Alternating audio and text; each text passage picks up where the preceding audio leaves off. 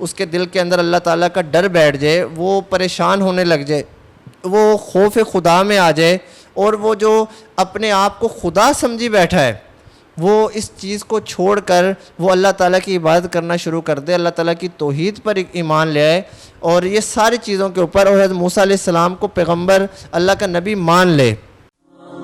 دینی اور دنیاوی معلومات کے لیے اس چینل محمد اسامہ شاہ الوی کو سبسکرائب کریں۔ نحمدہ ونصلی ونسلم علی رسولہ الکریم، اما بعد فاعوذ باللہ من الشیطان الرجیم، بسم اللہ الرحمن الرحیم۔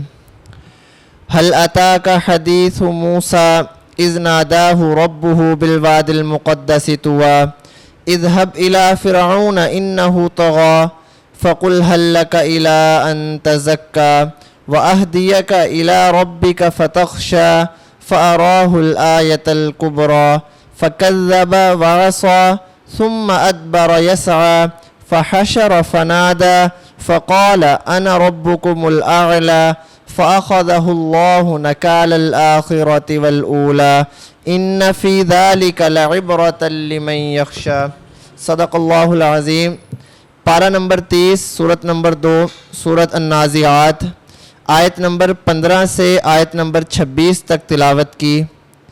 کل بھی ہم نے یہی آیات تلاوت کی تھی، اور میں نے آپ کو ان آیات کے بعد ایک واقعہ سنایا تھا حضرت موسیٰ علیہ السلام کا اور فرعون کا، کہ کیسے اللہ تعالیٰ نے حضرت موسیٰ علیہ السلام کی پرورش جو ہے وہ فرعون کے گھر میں کروائی، پھر وہ کیسے مصر چھوڑ کر مدین گئے، مدین میں ان کی شادی کیسے ہوئی، پھر واپسی پہ کوہ طور پہاڑ کے اوپر ان کو کیسے اللہ تعالیٰ نے نبوت اور 2 معجزے عطا کیے۔ آج انشاءاللہ ہم ان کا مختصر سا ترجمہ اور مختصر سی تفسیر پڑھیں گے۔ هل أتاك حدیث موسیٰ، کیا آیا ہے آپ کے پاس حضرت موسیٰ علیہ السلام کا قصہ؟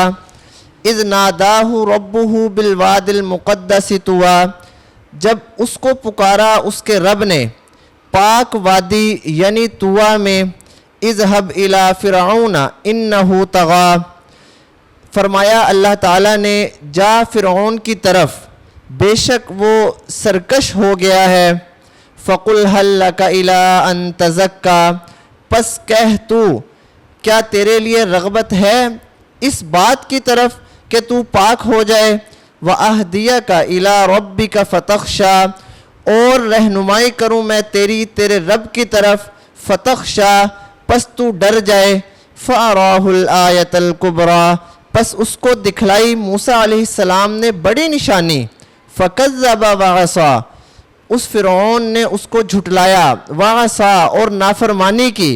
ثُمَّ أَدْبَرَ يَسْعَىٰ، پھر پیٹھ پھیری اس حال میں کہ وہ کوشش کرتا تھا۔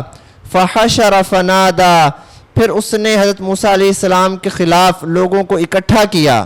فَنَادَىٰ، پھر اس نے تقریر کی۔ فَقَالَ أَنَا رَبُّكُمُ الْأَعْلَىٰ، پس اس نے کہا کہ میں ہی تمہارا رب ہوں بلند و بالا۔ فَأَخَذَهُ اللَّهُ نَكَالَ الْآخِرَةِ وَالْأُولَىٰ، پس اس کو پکڑا اللہ تعالیٰ نے آخرت اور دنیا کے سخت عذاب میں۔ إِنَّ فِي ذَلِكَ لَعِبْرَةً لِمَن يَخْشَىٰ، بے شک اس میں عبرت ہے، البتہ اس میں عبرت ہے اس شخص کے لیے جو ڈرتا ہو، جو ڈرے۔ یہ اللہ رب العزت نے سارا واقعہ بیان کیا، اور میں نے کل آپ کے سامنے یہ واقعہ جو ہے وہ تفصیل سے میں نے آپ کے سامنے بیان کیا۔ میں نے آپ کو بتایا کہ حضرت موسیٰ علیہ السلام کا کیا واقعہ تھا، کس طرح انہوں نے سارا اپنا سفر کیا۔ اس واقعے کا میں نے آپ کو مقصد بھی بتایا تھا۔ مقصد کیا تھا کہ پیارے نبی اکرم صلی اللہ علیہ وسلم کو تسلی دینا، کہ آپ وسلم تسلی رکھیں، یہ جو باتیں ہیں، جو کفار آپ کی بات نہیں مان رہے، آپ کا مذاق اڑاتے ہیں، اور یہ سارا یہ آپ سے پہلے بھی انبیاء اکرام کے ساتھ ہوتا تھا، آپ کے ساتھ بھی ہو رہا ہے، تو آپ پریشان نہ ہوں، کفار کا یہی کام ہے، تنگ کرنا۔ اذ ناداہ ربہ بالواد المقدس طویٰ اذهب الی فرعون انہ طغیٰ، جب اس کو پکارا اس کے رب نے پاک وادی یعنی طویٰ میں، جا فرعون کی طرف، بے شک وہ سرکش ہو گیا۔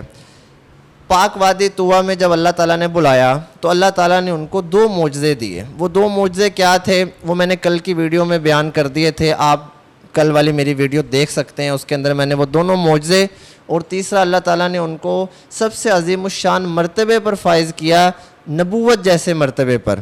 اللہ تعالیٰ کہہ رہے ہیں کہ تم شاہ مصر فرعون کے پاس جاؤ, وہ سرکش ہو گیا ہے, خدائی کا دعویٰ کرتا ہے, لوگوں کے اوپر ظلم کرتا ہے, مغرور ہے, متکبر ہے, اس کو جا کے سمجھاؤ کہ یہ اس کا کام نہیں ہے, یہ صفات اللہ تعالیٰ کی ہیں, وہ اپنی ان حرکتوں سے باز آ جائے. تو حضرت موسیٰ علیہ السلام کو جب اللہ تعالیٰ نے یہ حکم دیا تو بعض روایات میں یہ آتا ہے کہ حضرت موسیٰ علیہ السلام نے اپنی فیملی کو, اپنے گھر والوں کو وہیں چھوڑا اور مصر کی طرف سفر شروع کر دیا. اور بعض تفاسیر کے اندر یہ آتا ہے کہ انہوں نے اپنی فیملی, اپنے گھر والوں کے ساتھ ہی مصر کی طرف روانہ ہو گئے, اور یہی قول زیادہ معتبر بھی ہے. فَقُلْ هَلْ لَكَ إِلَىٰ أَن تَزَكَّىٰ. اللہ تعالیٰ فرعون کی طرف کیوں بھیج رہے تھے حضرت موسیٰ علیہ السلام کو؟ اس لیے کہ جا کر فرعون سے کہو کہ کیا تو نہیں چاہتا یہ کہ تیرا تزکیہ نفس ہو جائے, تو پاک ہو جائے, تو اچھے کام کرنے لگ جائے, تیرا جسم جو ہے وہ نجاستوں سے پاک ہو جائے, روحانی پاک ہو جائے, جسمانی پاک ہو جائے, اللہ تعالیٰ کو ایک مان لے, دنیا کی فکر چھوڑ دے, آخرت کی فکر لگ جائے. اللہ تعالیٰ نے یہ ساری باتیں کہہ کے حضرت موسیٰ علیہ السلام کو فرعون کی طرف بھیجا کہ جا کے فرعون کو سمجھاؤ. لیکن فرعون سمجھنے والوں میں سے نہیں تھا. اس نے نہ صرف انکار کیا بلکہ سازشیں کی, پروپیگنڈا کیا. آخر میں پھر اس کا انجام کیا ہوا اللہ تعالیٰ آگے بیان فرما رہے ہیں. وَأَهْدِيَكَ إِلَىٰ رَبِّكَ فَتَخْشَىٰ. اور اللہ تعالیٰ یہاں سے کہ اس کو ہدایت کی طرف دعوت دے, اس کے رب کی طرف, تاکہ وہ ڈرنے والوں میں سے ہو جائے, کہ وہ اللہ تعالیٰ کی طرف آ جائے. اللہ تعالیٰ کی طرف آنے کے بعد اس کے دل کے اندر اللہ تعالیٰ کا ڈر بیٹھ جائے, وہ پریشان ہونے لگ جائے, وہ خوف خدا میں آ جائے, اور وہ جو اپنے آپ کو خدا سمجھی بیٹھا ہے وہ اس چیز کو چھوڑ کر وہ اللہ تعالیٰ کی عبادت کرنا شروع کر دے, اللہ تعالیٰ کی توحید پر ایمان لے آئے, اور یہ ساری چیزوں کے اوپر, اور حضرت موسیٰ علیہ السلام کو پیغمبر, اللہ کا نبی مان لے. فَأَرَاهُ الْآيَةَ الْكُبْرَىٰ. پس اس کو دکھائی حضرت موسیٰ علیہ السلام نے بڑی نشانی. اب یہ بڑی نشانی کیا تھی؟ یہ بڑی نشانی وہی تھی, حضرت موسیٰ علیہ السلام نے اپنا عصا جو تھا وہ زمین پر پھینکا. جیسے زمین پر پھینکا تو وہ ایک بہت بڑے اژدہے کے اندر وہ اس نے اپنی شکل کو بدل لیا. وہ عصا جو تھا وہ اژدہا بن گیا. جب یہ ساری نشانی حضرت موسیٰ علیہ السلام نے فرعون کو دکھائی, فَكَذَّبَ وَعَصَىٰ. اس نے ان نشانیوں کو جھٹلایا, وَعَصَىٰ, اور اس نے نافرمانی کی. اس نے ان نشانیوں کو نہیں مانا اور ان نافرمانی کی, بلکہ اس نے اپنے جادوگروں کو بلایا حضرت موسیٰ علیہ السلام کا مقابلہ کرنے کے لیے. لیکن وہ یہ نہیں جانتا تھا کہ حضرت موسیٰ علیہ السلام جو ہیں وہ اللہ تعالیٰ کے پیغمبر ہیں, اللہ تعالیٰ کے رسول تھے. اللہ تعالیٰ نے ان کو بھیجا تھا اور اللہ تعالیٰ نے ہی ان کی حفاظت کرنی تھی.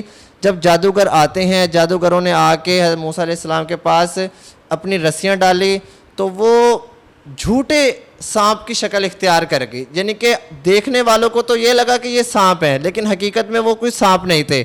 پھر موسیٰ علیہ السلام نے اپنی جیسے عصا پھینکا تو وہ ایک حقیقی سانپ کی شکل اختیار کیا, جو ان جھوٹے سانپوں کو فوراً نگل گیا. جیسے ہی جادوگروں نے یہ سارا معاملہ دیکھا تو وہ فوراً سجدہ ریز ہو گئے. انہوں نے اللہ تعالیٰ پر ایمان لے آئے, اس کے رسول حضرت موسیٰ علیہ السلام پر وہ ایمان لے آئے. تو یہ سارا واقعہ ہے. ثم ادبر یسعی فحشر فنادی. یہی واقعے کے اندر کہ اس نے پیٹھ پھیری اس حال میں کہ وہ کوشش کرتا تھا. اس نے لوگوں کو اکٹھا کیا اور ان سے تقریر کی, ان سے یہی کہا تقریر کے اندر کہ یہ سارا جھوٹ ہے, میں ہی تمہارا خدا ہوں, میں ہی تمہارا رب ہوں اور بلند و بالا رب ہوں. اور اس نے پھر یہ سارا واقعہ وہ اس مجلس کے اندر لوگوں کو اکٹھا کر کے جادوگروں کو بلایا, وہاں پہ اس نے سارا کچھ کیا, لیکن اس کا کوئی فائدہ نہ نکل سکا. آخرت اس کی کیا ہوتی ہے؟ آخر کے اندر حضرت موسیٰ علیہ السلام جو ہے وہ دریا قلزم اس کو پار کر جاتے ہیں, اور فرعون کا جو لشکر ہے وہ اسی دریا کے اندر غرق ہو جاتا ہے. اور غرق بھی ایسا ہوا کہ اللہ تعالیٰ نے اس کو قیامت تک کے لیے عبرت کا نشان بنا دیا. آج بھی اس کی لاش جو ہے وہ مصر میں موجود ہے, اور اللہ تعالیٰ قرآن پاک کے اندر فرماتے ہیں النار یعرضون علیہا غدوا وعشیا، کہ اس کے اوپر جو ہے وہ دن رات ہر وقت عذاب اللہ تعالیٰ نازل کر رہے ہیں.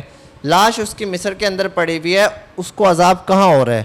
تو اس سے اس بات کی طرف بھی اشارہ ہو جاتا ہے کہ اس کو جو عذاب ہے وہ عالم برزخ میں ہو رہا ہے، جہاں پہ ساری روحوں جمع ہوتی ہیں وہاں اس کو عذاب ہو رہا ہے. جہاں سے فیصلے ہوتے ہیں کہ ہاں بھئی یہ جنت کی ہے یہ جہنم کی ہے، تو جہنمی روحیں جہاں پہنچی بھی ہیں جس کو سجین بھی کہتے ہیں، وہاں پہ اس کی روح کو جو ہے وہ صبح شام ہر وقت عذاب سے اس کو عذاب کے اندر دھکیلا جا رہا ہے.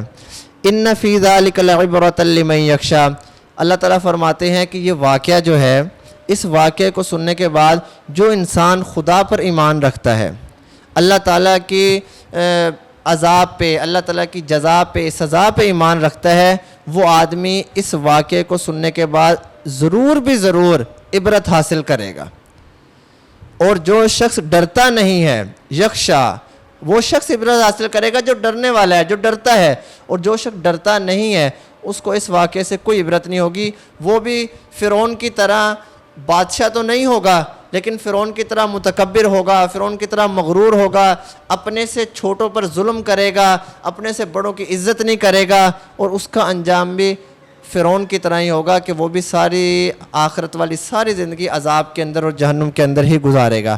اس لیے ہمیں اس واقعے سے عبرت حاصل کرنی چاہیے اور ہمیں اللہ تعالیٰ پر ایمان لانا چاہیے، اللہ تعالیٰ کے پیارے نبی اکرم صلی اللہ علیہ وسلم پر ایمان لانا چاہیے، ان کی تعلیمات کو اپنی زندگی کا خاص مقصد بنانا چاہیے. جب ہم ان کی تعلیمات کو اپنی زندگی کا مقصد بنا لیں گے تو انشاءاللہ ہم دنیا میں بھی اور آخرت میں بھی اللہ تعالیٰ ہمیں کامیاب کرے گا. اللہ تعالیٰ سے دعا ہے کہ اللہ تعالیٰ ہمیں ہماری زندگیوں کو قرآن پاک کے عین مطابق گزارنے کی توفیق عطا فرمائے. وما علینا الا البلاغ المبین. دینی اور دنیاوی معلومات کے لیے اس چینل محمد اسامہ شاہ الوی کو سبسکرائب کریں.